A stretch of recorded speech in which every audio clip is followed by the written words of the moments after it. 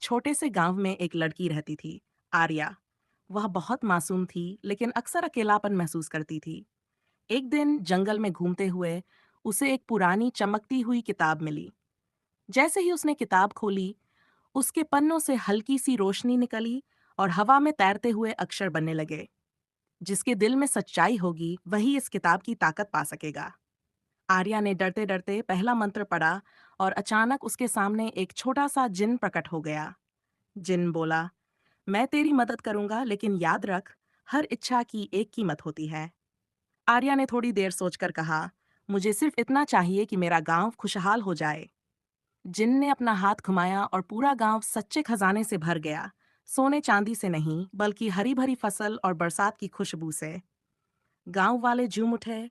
सबके चेहरों पर मुस्कान आ गई। लेकिन असली जादू यह था कि किताब ने आर्या को सिखाया, सबसे बड़ा जादू